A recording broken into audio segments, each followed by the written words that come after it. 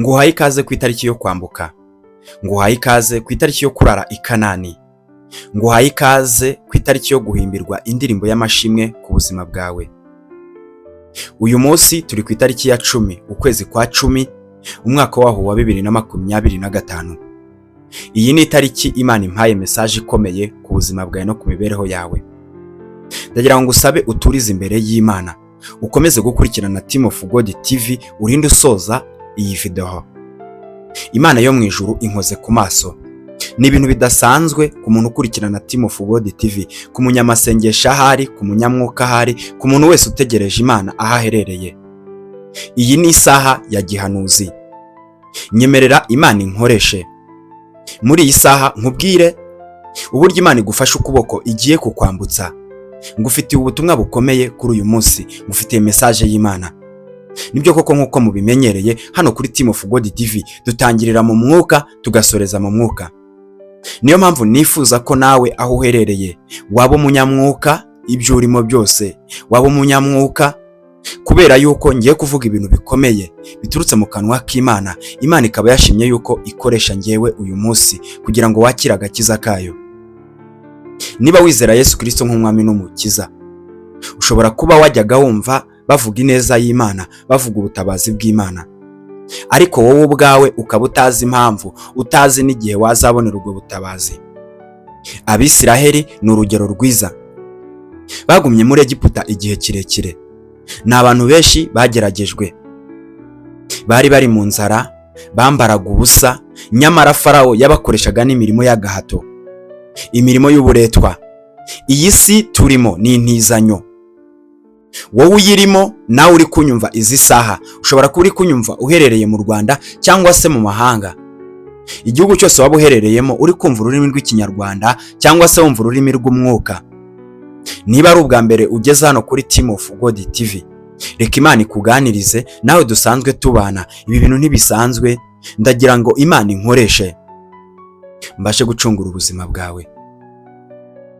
Ikibazo ntabwo ari ukuri mu marira, ikibazo ntabwo ari uko urwaye, ahubwo iyo nyanja uzayambuka ryari. Ibyo bintu ni ibintu maze imyaka myinshi wibaza, mu gihe kirekire ugategereza abahanuzi bakavuga, ugaterera umusozi bakakurangira imisozi yose ibaho ukayizamuka. Warazamutse, wariyirije, wakoze ibimenyetso byose bigaragaza yuko ukeneye ubutabazi bw'Imana, ariko byaranze. Wowe uri kunyumva ushobora kuba utanazi no gusenga, nyamara usenga nk'umwana. Ariko nkufitiye inkuru, ngufitiye message yawe, ntujye kure. Iyi ngiyi ni Team of God TV. Ndagusaba wowe uhageze bwa mbere urakanda subscribe kugira ngo ujye mu muryango mugari w'aba Team of God TV. Uradusangiza ibitekerezo byawe muri comment, biradufasha cyane, ni inkunga ikomeye. Uradufasha gufata buno butumwa, kubusakaza, urabusharinga uhereze n'abandi bose bumva icyo Imana ivugana nabo. Urabumfashije kuvuga ubutumwa, nukuri ingororano z'ijuru urazibona ako kanya ukimara kubikora. Uhunga yandi majwi yose ya Satani akwereka ko ntacyo bimaze. Nyamara uyu munsi turi mu itariki y'umugisha, turi mu kwezi k'umugisha. Nakabuza turambuka. Iyo umuntu akiri muri Egiputa ntabwo aririmba ngo bikunde, nta byishimo agira, nta munezero, kubera ko umubiri wose uba urimo uraribwa. Satani aba yaramaze gufatisha umubiri, ariko Imana nayo ibirinze umuntu w'imbere. Imbaraga z'Imana, umwuka wera, Nyagasani, ndagira ngo nkubwire ngari muri wowe. Ese ubundi ijambo bita agasani ni iki? Ijambo wumva bavuga Nyagasani, ese ako gasani ni akahe? Ibi byose nta handi wabisanga uretse hano kuri Team of God TV. Tubisobanura mu buryo bw'umwuka twifashishije ijambo ry'Imana no gusenga, kugirana ubusabane n'Imana kugira ngo ibashe kuduhishurira byose. Wowe rero tujye kubana muri ubuhanuzi budasanzwe bw'iyi saha Imana impaye. Muri iyi message yawe ndagira ngo ntegure umutima wawe, mbashe kugusengera Imana, kuko ngiye kuvuga iby'umwuka ubyumve mu buryo bw'umwuka.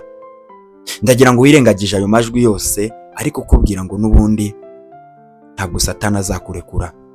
Ibyo byose bishyire kure, hunga urwo rusaku, ubundi ngusengera Imana. Ntegura umutima wawe wumve iby'umwuka Imana ivugane nawe muri iyi saha. Uwiteka kwishimire kandi Imana iguhereze byose. Ndagira ngo dusenge.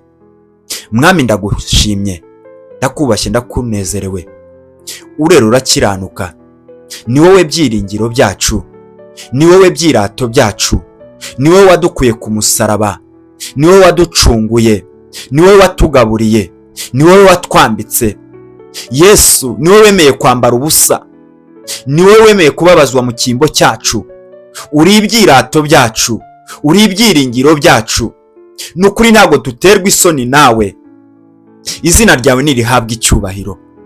Ababyeyi turagushimiye, abapapa turagushimiye, abamama turagushimiye. Izina ryawe nirihabwa icyubahiro. Abakobwa, urubyiruko, twese turagushimiye. Mwami, duhagaze ahirengeye, turagira ngo tukuzamurire icyubahiro cyawe. Uko bwije nuko bukeye turakubona. Ntabwo twabayeho kubw'impanuka, ahubwo twabayeho kubw'umugambi wawe. Niyo mpamvu misiyo yawe ikitubaho, ikitugendagendaho mu gihe tukigeragezwa tukiri hano muri iyi si. Data, ndasenze kugira ngo igitinyiro cyawe, urumuri rwawe rubonekere buri wese ukurikiranye Team of God TV muri uyu mwanya. Abone ineza yawe, abone ibyirato byawe, ibyiringiro byawe bimwereke yuko agomba kubaho atari uwo gupfa. Umuvumo w'abantu, umuvumo w'ibyaha, umuvumo wa karande bifatanyije na kavukire bishobora kwihebesha ubwoko bwawe. Ariko ndasenze izi saha kugira ngo umuntu wese uri kunyumva akurikiranye Team of God TV, mutabare ubashe kumugirira neza. Imbabazi zawe n'imbaraga zawe n'umwuka wawe wera ubashe kumugeraho. Abisirayeli ntabwo bari kwambuka inyanja bari mu mbaraga z'umubiri, kubera ko Kristo wabasizemo imbaraga zidasanzwe. Uca inzira mu mazi, ahumutse haraboneka. Uyu munsi, izi saha, iyi segonda, iyi tariki, muri uku kwezi, muri uyu mwaka, hari unkurikiranye hano kuri Team of God TV afite ibibazo bikomeye, ari mu makuba akomeye, nyamara yabuze inzira. Ahantu hose ari kubona hadendeje inyanja, hadendeje amazi.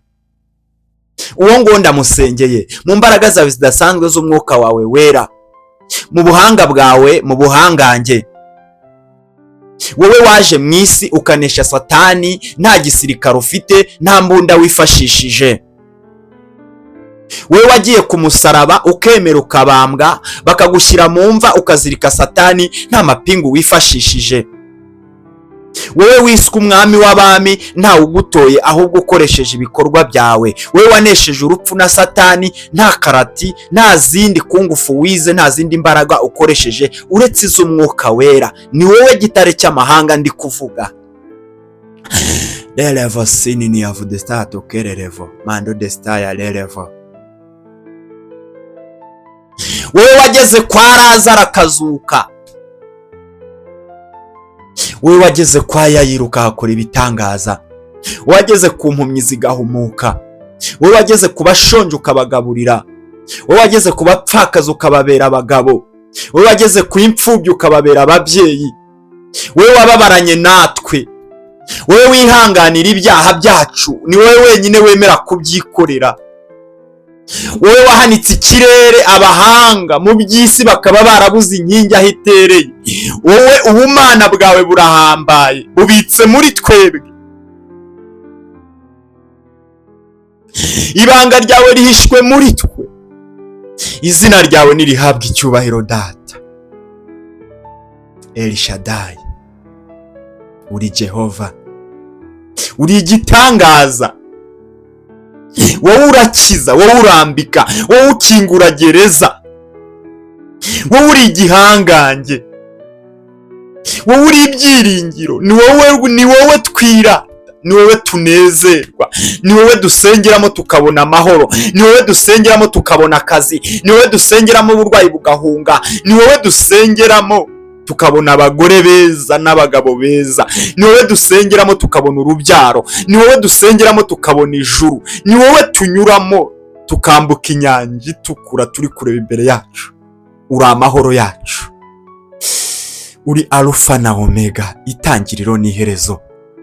Jesus, hari uri kunyumva ubabaye, hari uri kunyumva ubabaye, hari uri kunyumva atinze mu burwayi, hari uri kunyumva atinze mu bigeragezo, hari uri kunyumva atinze mu nzara, hari uri kunyumva atinze mu byaha, hari uri kunyumva akererewe kugera i Kanani, hari uri kunyumva ari kuharebesha amaso gusa, hari uri kunyumva afite inyota yo kukumva, hari uri kunyumva mwami ubugumba bwahejeje iyo kure, hari uri kunyumva, hari uri kunyumva, hari uri kunyumva, ndi kumva amajwi arira, ndi kumva amajwi aboroga. Mwami, ijwi rya nirimanuke, igitinyiro cyawe nikimanuke, ubwiza bwawe bubegere, bubashe kubagirira neza.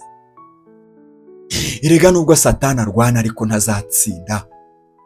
Uyu munsi uratwambutsa, uyu munsi turiteguye, uyu munsi urambutsa abarwayi, uyu munsi urambutsa abari kugeragezwa, uyu munsi urambutsa ipfubyi.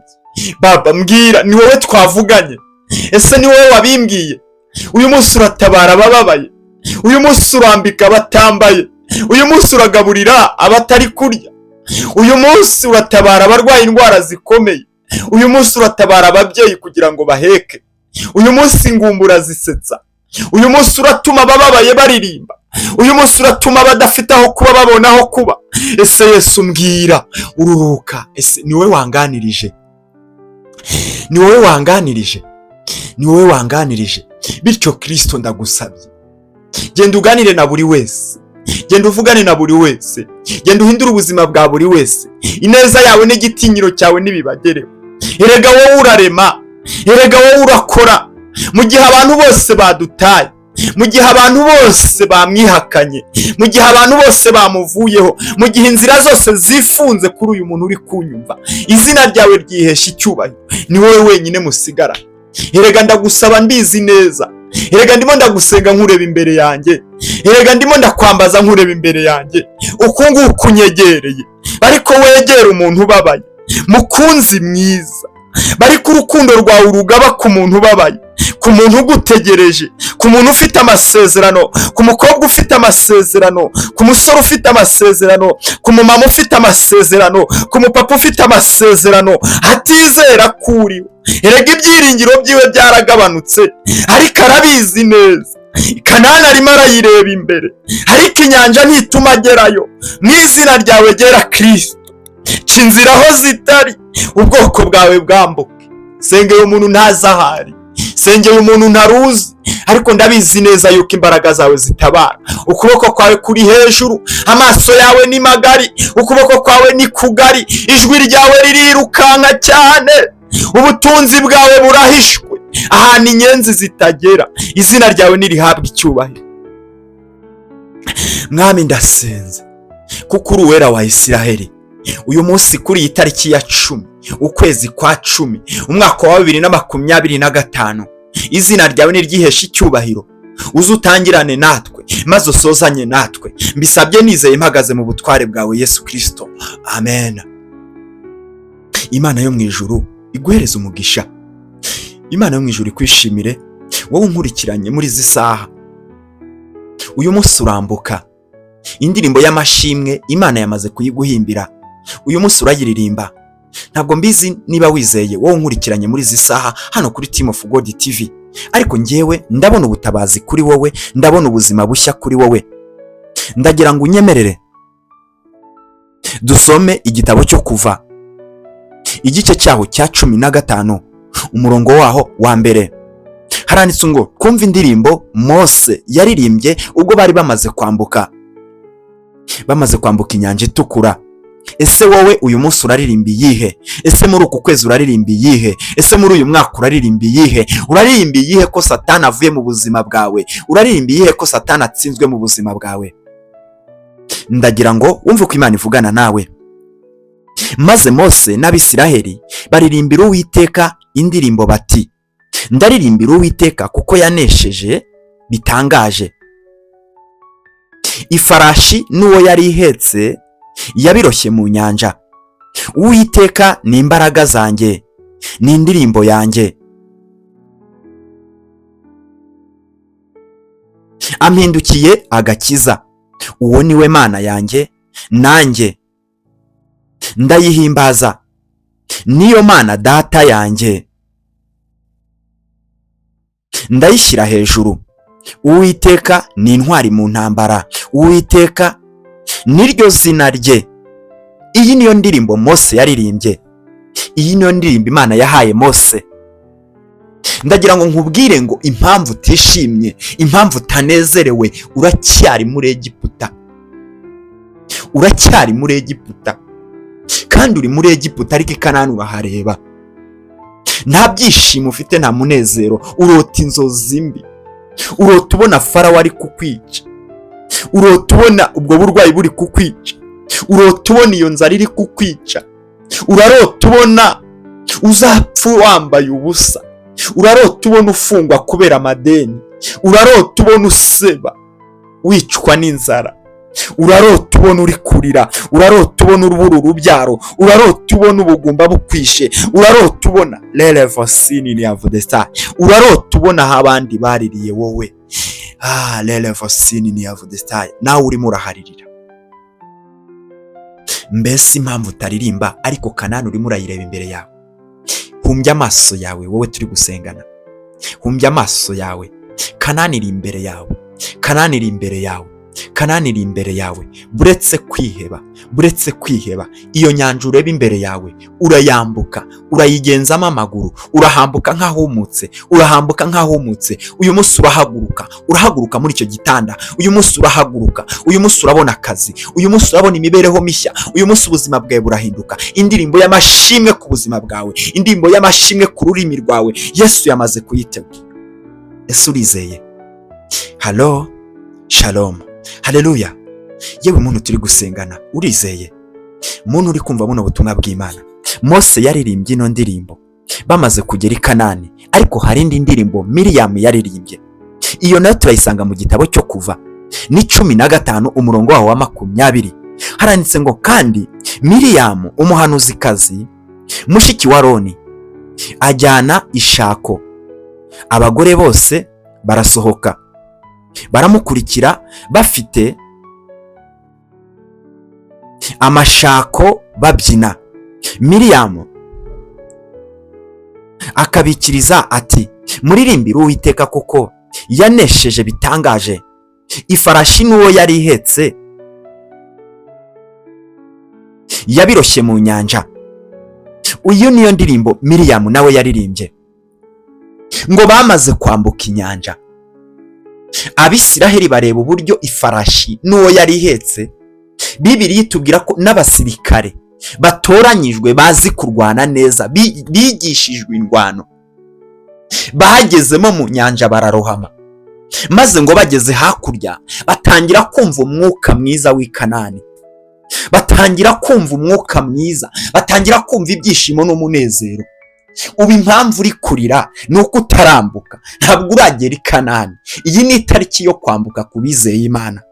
Iyi ni itariki yo gusezera ibigeragezo. Iyi ni itariki yo gusezera amakuba. Iyi ni itariki yo gukizwa ku buzima bwawe. Iyi ni itariki yo guterwa inda none igihe wizeye Yesu Kristo nk'umwami n'umukiza. Ese urabyizeye? Haleluya. Iyi ni itariki yo gudepoza ukabona akazi. Iyi ni itariki yo kubaka urugo ku buzima bwawe. Iyi ni itariki yo kubona urukundo rutangaje. Iyi ni itariki yo kubona inshuti nyashuti. Iyi ni itariki yo kuremwa k'ubukwe bwawe. Iyi ni itariki yo kuvuga mu ndimi. Iyi ni itariki yo guhagarara ku ruhimbi. Iyi ni itariki yo kugira ngo Imana igukure mu mubabaro ufite w'uyu munsi. Ese uriteguye? Itariki yo kunesha. I Kanani wahageze. Miriyamu yageze i Kanani atangira gusenga. Miriyamu yari umuhanuzikazi. Uyu munsi Imana iri kuvugira mu kanwa kanjye, iri kukubwira ngo uyu munsi Imana ikuvuzeho. Uyu munsi urarara i Kanani, inzozi mbi ntuzongera kuzirota. Uyu munsi ntabwo uzongera kubona akazi bakwirukana usimburanye uko bwije n'uko bukeye, nta kazi utindamo. Uyu munsi biramenyekana ko ari Imana yavuganye nawe. Izi tariki 10 n'izumugisha ku buzima bwawe. Ndagira ngo unyemerere uyu munsi Yesu akuneshereze, imbaraga z'Imana zikuneshereze, icyubahiro cy'Imana kikuneshereze, urukundo rw'Imana rukuneshereze, ineza y'Imana ikuneshereze. Uyu munsi urarara i Kanani.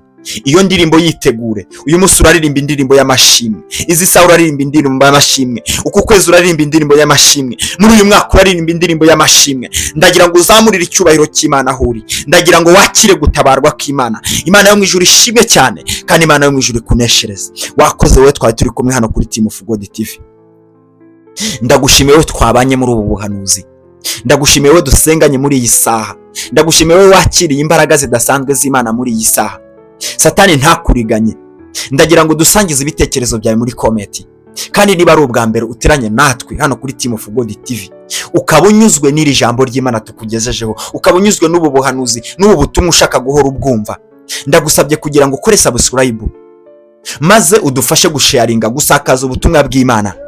Iyi video yijyane igere kure, bose babashe kumenya ko Yesu ari umwami n'umukiza kandi akiza atabara. Fasha nubikora, uraba utabaye ubuzima bw'abantu besi, uraba utabaye ubuzima bw'abantu bababaye benshi cyane utazi aho baherereye, Satani yajyanyeho umunyago.